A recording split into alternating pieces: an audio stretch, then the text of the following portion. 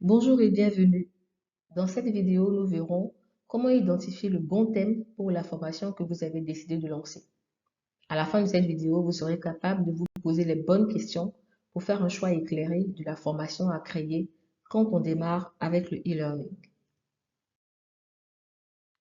Alors, on va commencer par se poser des questions sur ses passions. Quels sont les sujets qui vous fascinent et sur lesquels vous aimeriez partager votre expertise?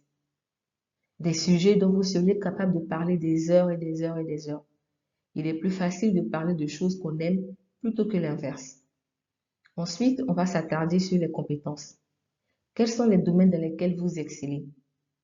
Là où vous avez accumulé une solide expérience au fil des années. Une expérience que vous pourriez partager avec vos apprenants. En croisant vos passions et vos compétences, vous pourrez alors identifier le thème de formation idéal à proposer. Choisissez un thème pour lequel vous vous sentez légitime et engagé à transmettre vos connaissances. Si vous êtes photographe expérimenté depuis des années, il sera beaucoup plus facile de parler de ce sujet que de parler de comptabilité si la comptabilité ne vous passionne pas. Ensuite, la deuxième étape va consister à écouter son public cible. On va commencer par les tendances du marché. Quels sont les sujets les plus demandés? Quelles sont les thématiques qui attirent le plus l'attention de votre public cible? Quand vous allez sur les sites de formation en ligne, par exemple, quels sont les sujets dans votre domaine où il y a le plus de demandes? Ce sont ces sujets-là, en fait, qu'il faudra essayer de suivre. Ensuite, on analyse la concurrence. Est-ce qu'il y a déjà des formations qui existent là-dessus? Est-ce que ces formations-là sont pertinentes? Et puis, de toute façon, s'il y a une concurrence, c'est une bonne chose, en fait. Il ne faut pas avoir peur de la concurrence. Au contraire, cela signifie que la formation intéresse les apprenants et qu'il y a un marché potentiel pour votre propre formation. Ensuite, votre formation doit répondre à une problématique concrète, donc le besoin du marché. Elle doit apporter de la valeur à vos futurs apprenants.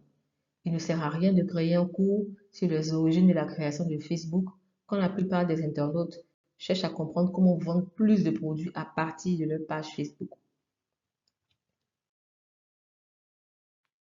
Enfin, la troisième étape va consister à évaluer la rentabilité de votre investissement.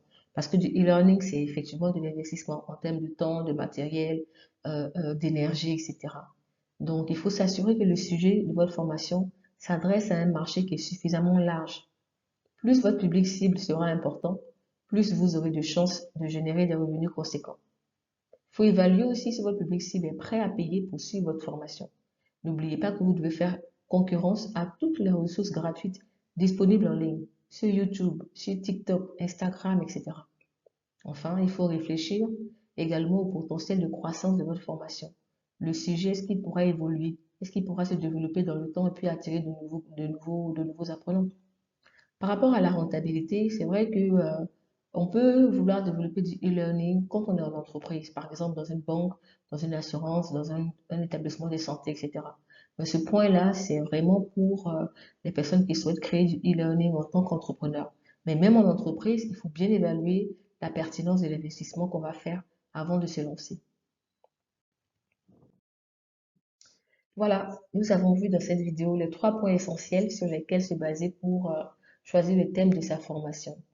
Donc, le meilleur sujet de formation est celui pour lequel vous avez une expertise reconnue, une expérience solide à partager avec vos apprenants. Votre formation doit répondre à un véritable besoin sur le marché de la formation en ligne en s'appuyant sur les tendances et la concurrence existantes. Enfin, le sujet choisi doit présenter un potentiel de rentabilité intéressant, avec un marché suffisamment large et des apprenants prêts à payer pour suivre votre formation.